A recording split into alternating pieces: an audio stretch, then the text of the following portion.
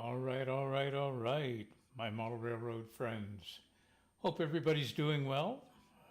Sometime tomorrow, we're supposed to be getting some snow in southern Ontario, so hey, we'll see how it all works out, I guess.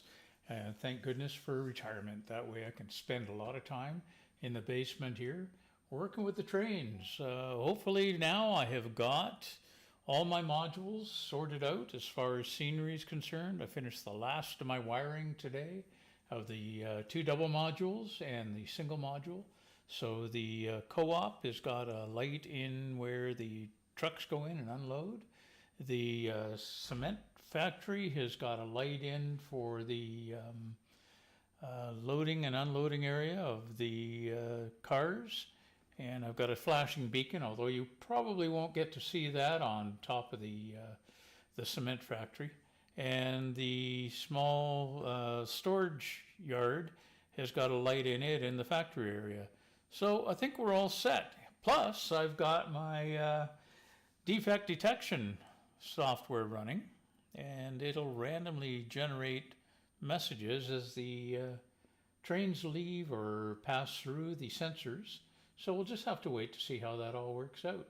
As I said in the description of this video, I'm hoping that in the near future, this will be a live broadcast that we can do. I'll schedule some stuff in the near future. But tonight, it's just a quick test to see how it all is working. So we're going to run two trains from the east side of the layout through to the west side of the layout and then back again, just to make sure all the cameras are covering the area that we need to worry about. So without much further ado, we're going to fire up the GP9TT, and then we'll fire up our GMD1, and we'll give them a little run from one side of the layout to the other and see how the cameras pan from one side to the other.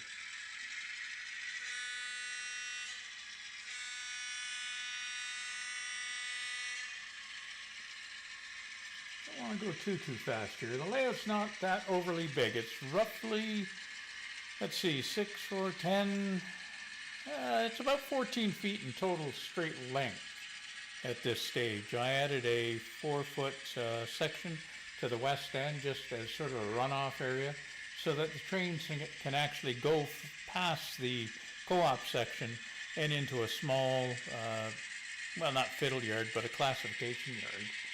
For future use, which is breakable as far as the layout is concerned.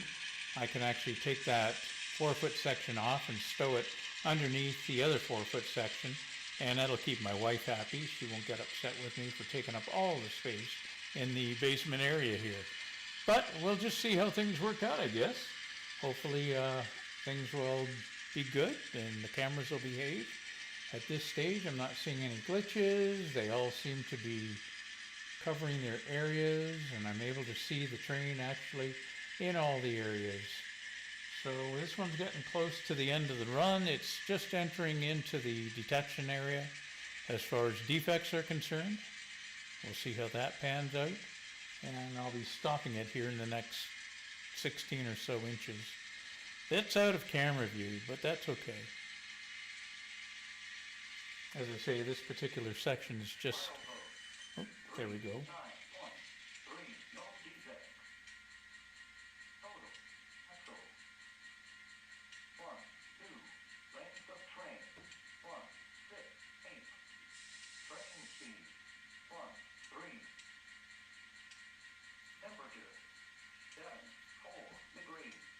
Yeah, so this was a little project that was I worked with in conjunction with one of the software developers on the DCCEX Discord site.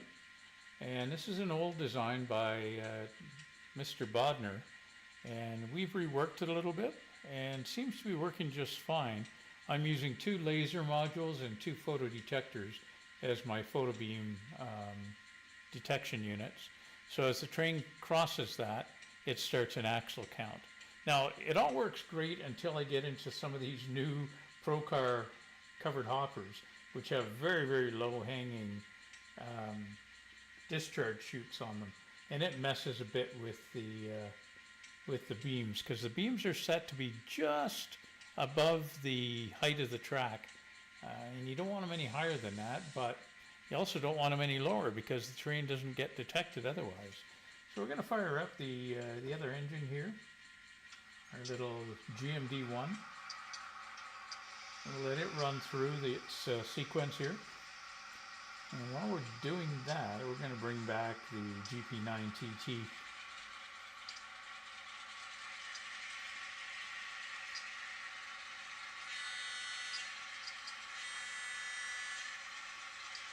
As I say, I'm hoping in the future for the first real live broadcast, we can just do a little meet and greet with anybody that happens to be popping in and introduce themselves. I'd like to have this channel grow a little bit.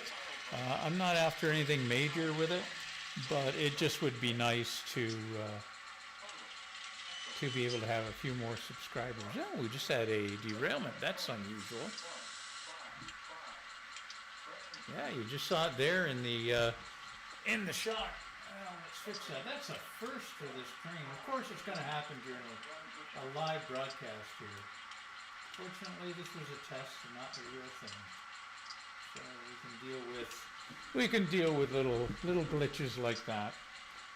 I got to get this camera back. So let me do that. Get him back. Get him on auto tracking again, and let's bring this GP9TT back.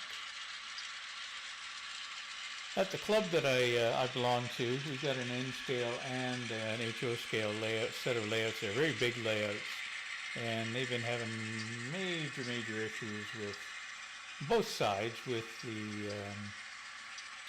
their DCC system there, and they didn't have their short detection stuff working very well. And the other day I found my little GT here, the GP9. The one set of trucks wasn't running. Man, it was very odd. I thought, wow, this is strange. So I took it all apart and discovered I'd blown a couple of traces on the board, much to my surprise. And the only thing I can think of, I remember we've had a few dead shorts at the club, and I think what happened is we ended up actually having a short that was long enough that took out my one of my traces on one of my pickups here on the trucks. Very disappointing, but it's all fixed again. I thought I was going to have to go out and buy another one of these. I love this little GP9TT. It just looks sweet. And same thing with the GMD1. For some reason, it always reminds me kind of a Snoopy dog with the way the short hood is on this thing. But again, well, we're going to run this guy up and we'll see how she performs. Hopefully we don't get a derailment. That's very unusual that I've had a derailment on this layout. So we'll let her run through the gambit here of cameras. Make sure our coverage is good.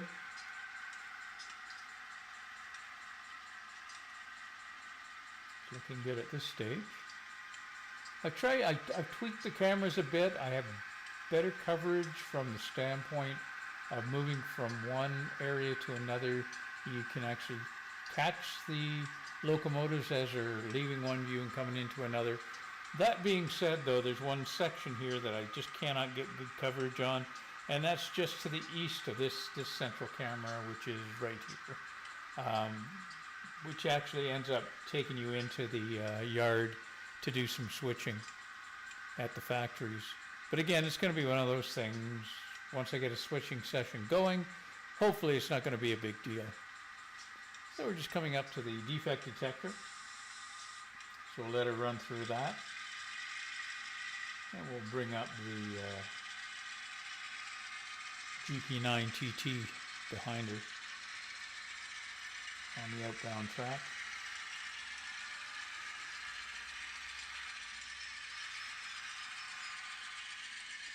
So yeah, the GMD1 just crossed through. There we go.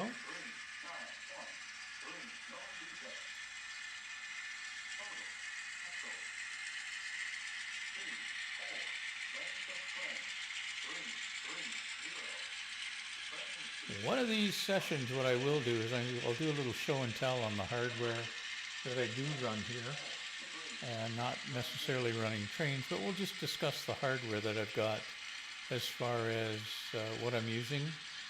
It's all, I think I've mentioned it before, this is DCC-EX, the open source DCC hardware and software solution.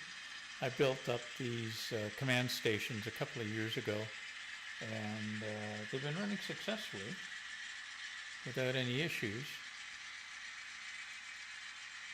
But I originally had just a switching layout set up here, and kind of got tired of it. But on the other sense, I wanted to make it that I could tear it down easily without too much hassle, in case the other half decides she gets upset with me with the trains. No. The nice thing about this defect detector is we can go through and we can actually set the amount of defects, the percentage. There are some options within it that you can toggle on and off through the front panel. And we'll bring both of these trains back, and then that's where we're going to end up tonight's quick little test session.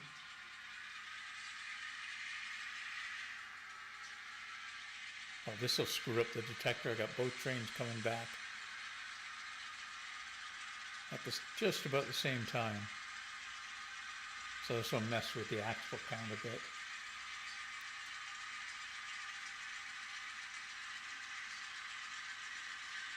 And I'll be curious if the TT ends up derailing again. I'm going to have to look and see what happened there. I know I had a loose piece of scenery. One of my shrubs was floating around out there before.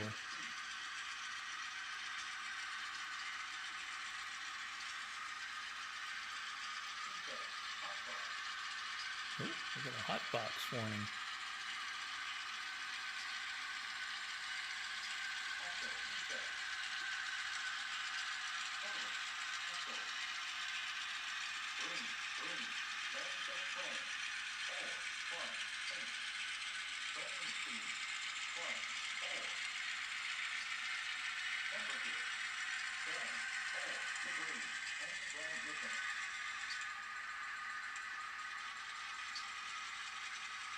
And we're just coming back into the east end of the modules here.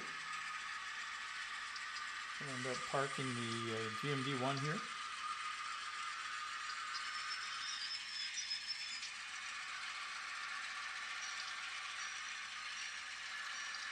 And the TT's just coming in. We're only running a couple of cars on that tonight. But what we're going to do is we'll just stop her right about here. Beautiful. And we'll shut each of these guys down. We'll just make sure that our bells are ringing so nobody comes around while we're doing our final shutdown.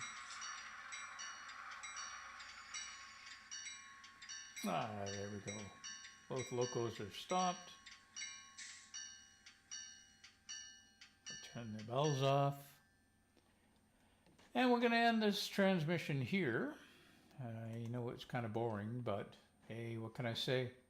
This was just a test. This was only a test.